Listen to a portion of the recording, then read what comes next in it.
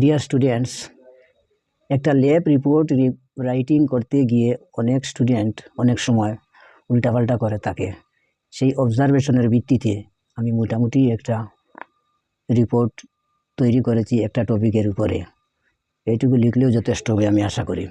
Video লম্বা হয়ে যাবে, তাই বিভিন্ন বিষয়ে বিস্তারিত আমি বলতেছি না, শুধু ফরম্যাটটা উঠিয়ে দিলাম তোমরা যেন এটা লক্ষ্য করতে পারো, যাতে এই দৃষ্টান্তমূলক জিনিস নিয়ে বাকি অন্যান্যগুলাও লিখতে সক্ষম হবে আমি আশা করি। উদাহরণস্বরূপ যেমন তোমার এক্সামে আসছে কোয়েশ্চন 5, যাতে aim to prepare a writing গুল MS block of given dimensions by filing all the surfaces and drilling two holes of different diameters at 30 mm and 55 mm from one end। তারপরে হচ্ছে কি একটা অবজেক্টিভ দিতে হবে। অনেক সময় স্টুডেন্টরা অবজেক্টিভ ছেড়ে দেয়, তাই একটা অবজেক্টিভ দেওয়া দরকার এবং স্টুডেন্টদের জন্য এ ধরনের একটি অবজেক্টিভ ভালো হবে আমি মনে করি। Exercise on marking, measuring, Hexo cutting, filing, dealing and inspection principle, এরকমের দুইটা একটা দিয়ে তোমরা দিতে পারো। তারপরে মেটেরিয়ালস রেকোয়ার্ড এই এক্সপেরিমেন্টের জন্য mild steel block of size 40 mm by 40 mm by 81 mm, it is for example. Okay, তারপর টুলস অ্যান্ড ইকুইপমেন্টস রেকোয়ার্ড, তোমরা এগুলো পড়ে নেবে, কী কী টুলস নিয়েছো সেগুলো লিখতে হবে এই হেডিংটা দিয়ে। তারপরে ফাইলিং অ্যান্ড গ্রাইন্ডিং থিওরি, এখানে একটা ইম্পর্টেন্ট কথা হচ্ছে যে বহু স্টুডেন্ট ছেড়ে দেয়, থিওরি সম্বন্ধে কিছুই লিখে না, তাই এই থিওরি কিন্তু দিতেই হবে। মেইন বিষয় হচ্ছে এখানে ফাইলিং, তোমরা হেডিংটা পড়লে দেখতে পারে ফাইলিং আর গ্রাইন্ডিংও তার সাথে আছে। তো এই দুইটা বিষয়ে তোমাদেরকে লক্ষ্য রাখতে হবে এবং কোন থিওরির উপরে গঠিত বিষয়টা সেটা বর্ণনা করতে হবে। তো যাই হোক, এটা পড়ে নেবে। এই রিপোর্টটা আমি তৈরি করেছি, যাহারা অলরেডি এই ওয়ার্কশপ প্র্যাকটিসটা করে নিয়েছে তাদের জন্য বুঝতে সুবিধা হবে।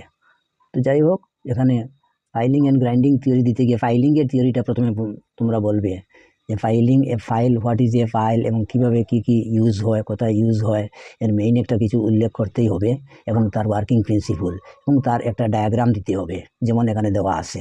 তোমরা লক্ষ্য করবে এগুলো figure, parts of a flat file, আর ওই প্যারামিটার্সগুলো পড়ে নেবে। তারপর হচ্ছে এখানে ফাইল ক্লাসিফিকেশন, এই থিওরির অধীনে এগুলো আসবে। ফাইল ক্লাসিফিকেশন 3 প্রকারের হইতে পারে। একটা হচ্ছে বেসড অন টিথ স্পেসিং, এইগুলা দেখে নেবে তোমরা।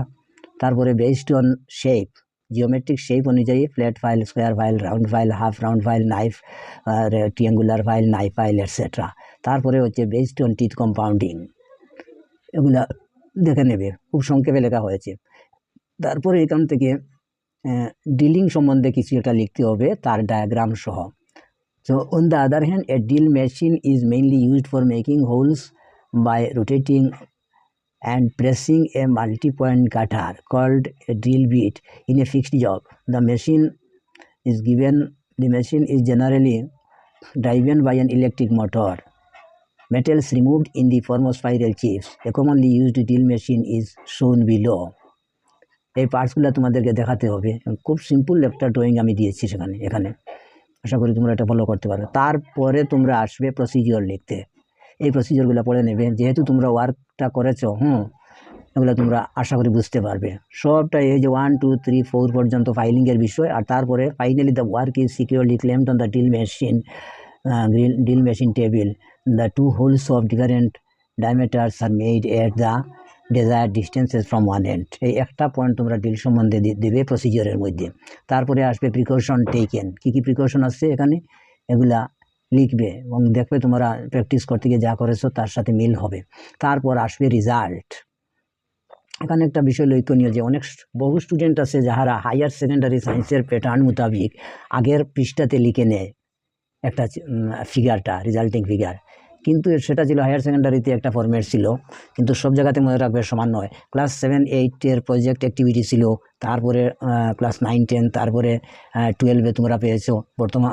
আর এখানে ইঞ্জিনিয়ারিং এর মধ্যে এসে এটাও পার্থক্য হবে, যত উপরে উঠবে স্টাডিটা তার স্টাইলটা বদলিবে। আর তারপরে তোমাদের 7 সেমেস্টারে 8 সেমেস্টারে গেলে যে তোমরা পাবে সেটা হবে project report.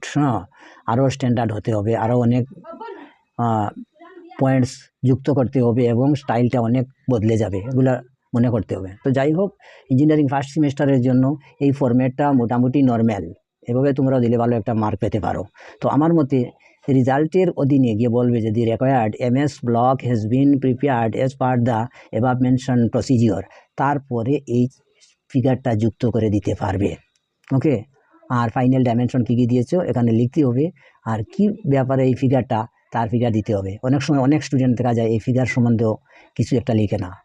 So for example year figure MS block of given dimensions, তারপর দেখো এই ড্রয়িংটার মধ্যে শুধু নিউমারিক্যাল ভ্যালুজ দেওয়া আছে, আর এখানে ফর এক্সাম্পল D8 তার মানে ডায়ামিটার 8, এখানে D12 আর এখানে এই এরো দিয়ে যা দেখা যাচ্ছে তা এই লিনিয়ার ডিস্টেন্সটা যেটা হবে প্রস্থ, এটা হচ্ছে এটা TB মিন টপ ভিউ, আর এখানে হচ্ছে FB মিন ফ্রন্ট ভিউ। ফ্রন্ট থেকে দেখলে যেভাবে দেখায় এটা হচ্ছে অর্থোগ্রাফিক ড্রয়িং। এই ড্রয়িংটা ব্লকের ড্রয়িংটা এইভাবে ড্র করে নিলেই ভালো হবে। এটা 3 ডাইমেনশনাল ড্র করতে গেলে তোমাদের অনেক অসুবিধা হবে, তাই এই ফরম্যাটে নিয়ে নেওয়াটা ভালো হবে। ওকে, তারপরে তোমরা লিখেছো note all dimensions are in millimetre, in bracket দিতে পারো with an accuracy of +-0.1 millimetre. এটা উল্লেখ করলে কি একটা কথা হবে যে তুমি এই বস্তুটা বানিয়েছো, যেখানে চেষ্টা করেছো এই ডাইমেনশনগুলা সব যতগুলো দেওয়া আছে, এখানে যেমন 80 দেওয়া আছে, এখানে 39.5 দেওয়া আছে, কিন্তু এক্স্যাক্ট যে হতে হবে এমন কোনো কথা নয়। এখানে পয়েন্ট 1 mm পর্যন্ত +- হতে পারে, তাতে কোনো আপত্তি নেই, এটা দেওয়াটা ভালো আমি মনে করি। তো এই পর্যন্ত কমপক্ষে তোমরা দিবে, আর আরও যদি কিছু একটা পয়েন্টস উল্লেখ করতে পারো তবে ভালো, যেমন পয়েন্টস অফ ডিসকাশন যদি তোমরা পারো সেটাও যোগ করবে, আর না পারলে কমপক্ষে এইগুলা দেবে। তো এই ফরম্যাটটা আমি আশা করি তোমাদের জন্য উপকার হবে, তোমরা দেখে নেবে এখানে। আর রাফ যে মেটেরিয়ালসগুলো নেবে এখানে তো উল্লেখ, এখানে এইমের মধ্যে অর্থাৎ কোয়েশ্চনের মধ্যে যাহা দেওয়া আছে সেটা কোয়েশ্চনার দিয়েছে তোমাকে এই ডাইমেনশনগুলা, যেমন 39.5 mm by 39.5 mm by 80 mm, এই রকমের বস্তু তোমাকে বানাতে হবে। তখন অনেক স্টুডেন্টে কি করে এই ডাইমেনশনগুলো এখানেও গিয়ে দেয়, যে র মেটেরিয়ালস টেকেন এই ডাইমেনশনগুলো দেয়, আবার রেজাল্টেও গিয়ে দেয়, কিন্তু এটা চিন্তা করে না যে একটা বস্তুতে বিভিন্ন মেশিনিং টুলস দ্বারা কাজ করার পরে মেটেরিয়াল সরে যাওয়ার পরে যে এই ডাইমেনশন যে থাকবে না, ফাইনাল ডাইমেনশন কমতে থাকবে। তো এই ভুলটা তোমরা করবে না কখনো। কি রাফ জিনিস কোনটা নিয়েছো দেখো, এখানে 40, 40, 81, আর এখানে দেখো কোয়েশ্চন আর কি চেয়েছে। তো ওই ডাইমেনশনে যাইতে হইলে তোমাকে আগে কিছুটা বড় সাইজ সিলেকশন করে নিতে হবে, আর এটা উল্লেখ করলেই হয়, আর এখান থেকে 3টি ডাইমেনশন থেকে সহজে বোঝা যায় যে এটা একটা rectangular block. Okay, so thanks for watching the video and you follow this one. I hope you can do better with other experiments also. Okay.